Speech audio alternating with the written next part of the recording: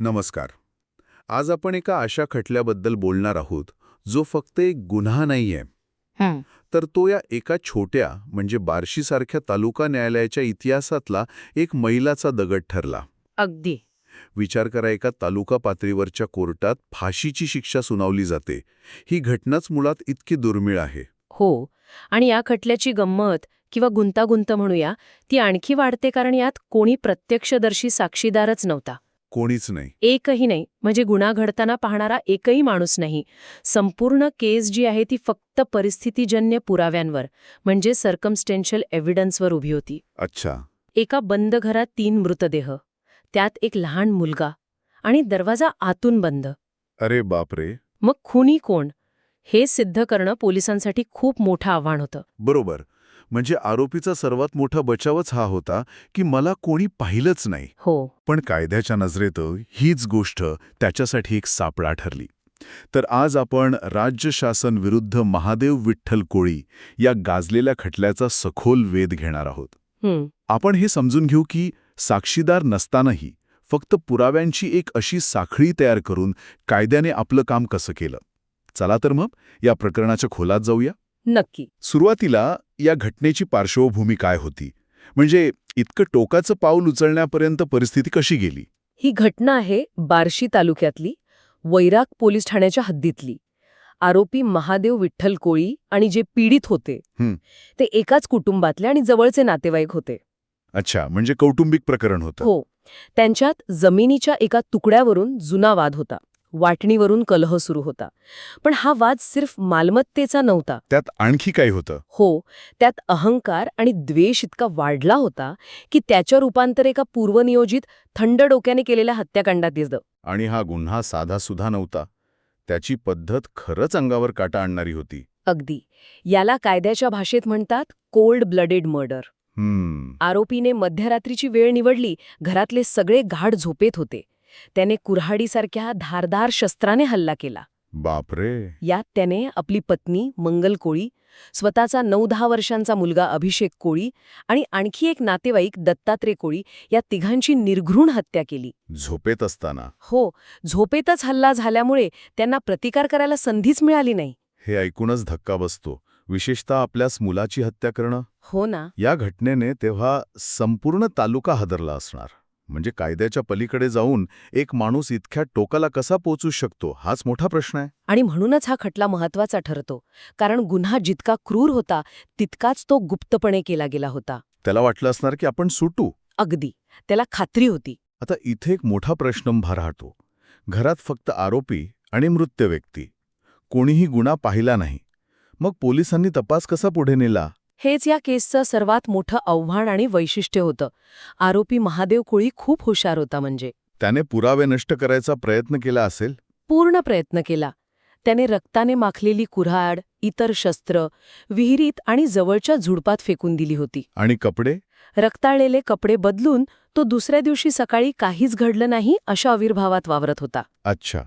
इतकंच नाही तर कुटुंबातले सदस्य असल्यामुळे सुरुवातीला काही साक्षीदार दबावाखाली होते. पोलिसांना सहकार्य करत नव्हते.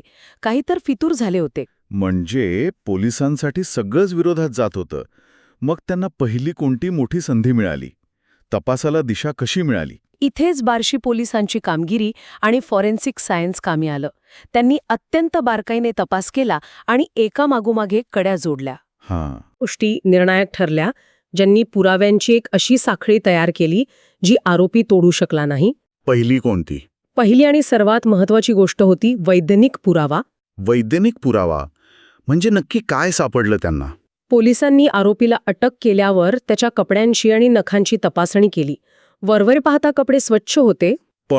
पण फॉरेन्सिक टीमला त्यावर रक्ताचे अत्यंत सूक्ष्म डाग आढळले आणि त्याच्या नखांमध्येही रक्त आणि त्वचा सापडली. अरे वा. हे नमुने सीए रिपोर्टसाठी पाठवले आणि रिपोर्ट आल्यावर स्पष्ट झालं की ते रक्त ए पॉझिटिव्ह गटाचे होते, जे तिन्ही मृतांच्या रक्तगटाशी तंतोतंत जुळत होतं. इथेच आरोपी अडकला असणार. पण बचाव पक्षाने असा युक्तिवाद नाही केला का की कुटुंबातला सदस्य म्हणून मदत करताना रक्त लागलं असेल? बरोबर, केला. बचाव पक्षाने हाच मुद्दा मांडला. मग? पण इथे नखांमधले पुरावे महत्वाचे ठरले. ते स्पष्टपणे संघर्षाकडे किंवा थेट संपर्काकडे निर्देश करत होते. आणि शिवाय हे रक्त माझ्या कपड्यांवर आणि नखांमध्ये कसं आलं याचं समाधानकारक उत्तर आरोपी देऊ शकला नाही. म्हणजे त्याचा युक्तिवाद पोकळ ठरला. अगदी. वैज्ञानिक पुरावा थेट त्याच्या सहभागाकडे बोट दाखवत होता. ठीक आहे, म्हणजे विज्ञानाने पोलिसांना पहिला धागा दिला, पण फक्त रक्ताच्या डागांवरून फाशीची शिक्षा होऊ शकत नाही, बरोबर? नाही. मग दुसरा महत्वाचा पुरावा कोणता होता? दुसरा पुरावा होता शस्त्र जप्ती. पोलिसांनी आरोपीची कसून चौकशी केली. सुरुवातीला तो काहीच कबूल करत नव्हता, पण जेव्हा त्याच्यासमोर फॉरेन्सिक रिपोर्ट ठेवला तेव्हा तो खचला. हो, आणि त्याने गुन्ह्यात वापरलेली शस्त्र कुठे लपवली आहेत हे सांगितलं. त्याच्या सांगण्यावरूनच पोलिसांनी ती रक्ताने माखलेली कुऱ्हाड आणि इतर हत्यारं जप्त केली. एक मिनिट, पण आरोपीने पोलिसांना दिलेली कबुली न्यायालयात ग्राह्य धरली जाते का? नाही. कारण दबावाखाली कबुली घेतली असंही तर म्हटलं जाऊ शकतं. खूप महत्वाचा मुद्दा आहे. कायद्यानुसार पोलिसांनी घेतलेला कबुली जबाब न्यायालयात पुरावा म्हणून वापरता येत नाही. पण इथे भारतीय पुरावा कायद्याचं कलम 27 कामी येतं. अच्छा, ते काय आहे? या कलमानुसार जर आरोपीने दिलेल्या माहितीमुळे एखादी वस्तू किंवा पुरावा जप्त होत असेल तर माहिती देण्याचा तो भाग न्यायालयात ग्राह्य धरला जातो. यालाच रिकव्हरी पंचनामा म्हणतात. म्हणजे आरोपीने स्वतःच हत्येच्या शस्त्रापर्यंत पोलिसांना पोहोचवलं, ही गोष्ट त्याच्या विरोधात जाणारा एक अत्यंत भक्कम पुरावा ठरला. वा, म्हणजे कायद्याच्याच एका तरतुदीचा वापर करून पोलिसांनी आरोपीला त्याच्याच शब्दामध्ये अडकवला. अगदी. आता आपल्याकडे 2 पुरावे आहेत, फॉरेन्सिक आणि जप्त केलेली शस्त्र. पण बचाव पक्ष अजूनही म्हणू शकतो की घरात कोणीतरी तिसराच व्यक्ती आला आणि त्याने हत्या केली. बरोबर. हा शेवटचा आणि सर्वात मोठा अडथळा पोलिसांनी कसा दूर केला? इथेच तिसरा आणि सर्वात महत्वाचा कायदेशीर सिद्धांत कामी आला, लास्ट सीन टुगेदर थिअरी. शेवटी एकत्र दिसण्याचा सिद्धांत. हो, भारतीय पुरावा कायद्याच्या कलम 106 नुसार पोलिसांनी हे सिद्ध केलं की घटनेच्या रात्री त्या बंद घरात फक्त आरोपी आणि मृत व्यक्तीच होत्या. घराचा दरवाजा आतून बंद होता. बाहेरून कोणीही घरात घुसल्याच्या किंवा तोडफोड केल्याचा कोणताही खुणा नव्हत्या. म्हणजे कायद्याने इथे पुराव्याची जबाबदारीच उलटवली. बरोबर. पोलिसांनी हे नाही सिद्ध करायचं की बाहेरून कोणी आलं नाही, तर आरोपीने हे सिद्ध करायचं की तो तिथे असूनही हत्या त्याने केली नाही. अगदी बरोबर. The burden of proof shifts. कायदा म्हणतो त्या बंद खोलीत तुमच्यासोबत काय घडलं हे सांगण्यासाठी फक्त तुम्हीच जिवंत आहात. त्यामुळे त्या तिघांची हत्या कोणी केली हे स्पष्ट करण्याची जबाबदारी तुमची आहे. आणि याचं स्पष्टीकरण देण्यात आरोपी पूर्णपणे अयशस्वी ठरला. आणि या 3 गोष्टींनी पुराव्यांची एक अभेद्य साखळी तयार केली. हो, फॉरेन्सिक पुरावा, शस्त्र जप्ती आणि लास्ट सीन थिअरी. सरकारी पक्षाचे वकील ॲडव्होकेट प्रदीप सिंग राजपूत यांनी ही साखळी न्यायालयात अत्यंत प्रभावीपणे मांडली असणार. हो, त्यांनी खूप चांगला युक्तिवाद केला. पण बचाव पक्षाने फक्त हेच मुद्दे मांडले की साक्षीदार नाही आणि मानसिक स्थिती ठीक नव्हती, की अजूनही काही युक्तिवाद होता? नाही. बचाव पक्षाने जोरदार लढत दिली. त्यांनी मुख्यत्वे 3 मुद्दे मांडले. 1. प्रत्यक्षदर्शी साक्षीदार नाही, त्यामुळे केस संशयावर आधारित आहे. 2. आरोपीची मानसिक स्थिती ठीक नव्हती आणि कौटुंबिक तणावामुळे त्याच्याकडून हे कृत्य घडलं असावं, त्यामुळे त्याला फाशी देऊ नये. आणि 3. पोलिसांनी पुराव्यांमध्ये छेडछाड केली असण्याची शक्यता आहे. पण यापैकी एकही मुद्दा ते सिद्ध करू शकले नाहीत असं दिसतंय. नाही. वैज्ञानिक पुराव्यांसमोर आणि आरोपीने स्वतः दिलेल्या माहितीसमोर त्यांचा युक्तिवाद टिकू शकला नाही. आणि मग आला तो ऐतिहासिक निकाल ज्याची संपूर्ण जिल्हा वाट पाहत होता. हो, अतिरिक्त जिल्हा व सत्र न्यायाधीश A.S. शेडके यांनी दोन्ही बाजू ऐकल्यानंतर हा गुन्हा रेअरेस्ट ऑफ रेअर म्हणजेच दुर्मिळातील दुर्मिळ असल्याचं स्पष्ट केलं. त्यांनी कोणत्या आधारावर हे ठरवलं? त्यांनी निकालात सर्वोच्च न्यायालयाच्या बचन सिंग विरुद्ध पंजाब राज्य या प्रसिद्ध खटल्याचा संदर्भ दिला. त्या निकालानुसार फाशीची शिक्षा तेव्हाच दिली जाते जेव्हा गुन्हा अत्यंत क्रूर, अमानवीय आणि समाजाच्या विवेकाला मुळापासून हादरवणारा असतो. म्हणजे जन्मठेपेची शिक्षा अपुरी वाटेल इतका तो गुन्हा गंभीर असावा लागतो. अगदी. आणि या केसमध्ये न्यायाधीशांनी नोंदवलेले निरीक्षण तर खूपच भेदक आणि महत्वाचं होतं असं मी ऐकलं आहे. हो, अगदी. त्यांनी निकालात जे म्हटलं ते आजही कायद्याच्या वर्तुळात उद्धृत केलं जातं.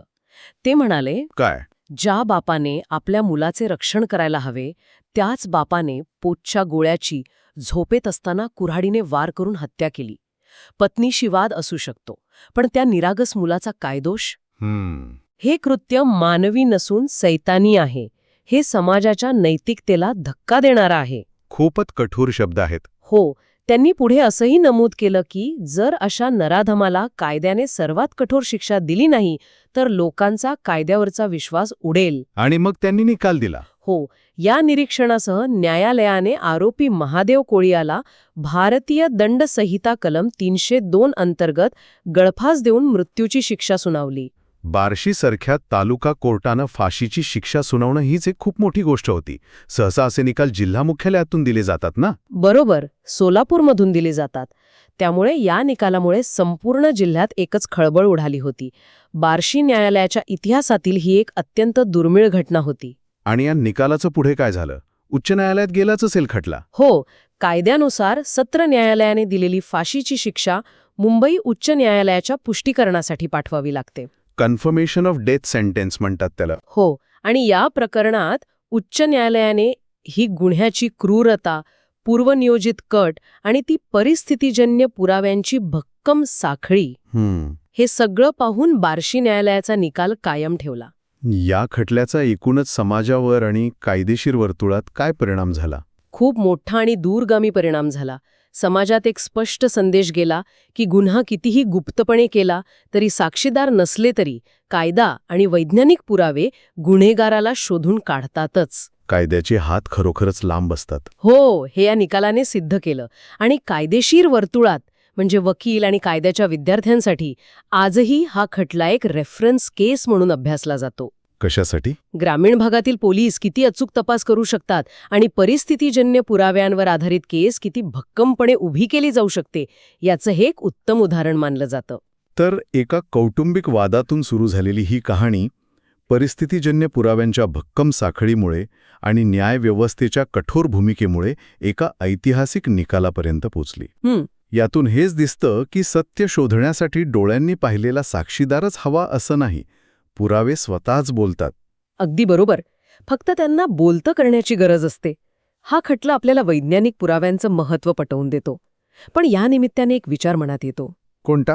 हा खटला त्या काळातील वैज्ञानिक तंत्रज्ञानावर म्हणजे DNA, रक्तगट, फिंगरप्रिंट्स यावर अवलंबून होता. हे पुरावे भौतिक होते, ज्यांना आपण तपासू शकतो. हो. पण आज आपण एक वेगळ्याच डिजिटल युगात आहोत, जिथे डीप फेक आणि डिजिटल मॅनिप्युलेशन सारख्या गोष्टी सहज शक्य आहेत. खरंय. जिथे व्हिडिओ किंवा ऑडिओ पुरावेही क्षणात खोटे तयार केले जाऊ शकतात. हा तर खूप गंभीर मुद्दा आहे. म्हणजे भविष्यात एखाद्याचा चेहरा वापरून तो गुन्ह्याच्या ठिकाणी होता असा खोटा व्हिडिओ पुरावा तयार केला जाऊ शकतो. नेमका हाच धोका आहे. अशा परिस्थितीत भविष्यात पुराव्यांची अभेद्य साखळी याची व्याख्या काय असेल? आज आपण ज्या डिजिटल पुराव्यांना म्हणजे CCTV फुटेज, कॉल रेकॉर्ड्स यांना महत्त्वाचं मानतो, त्यांची विश्वासार्हता कशी तपासणार?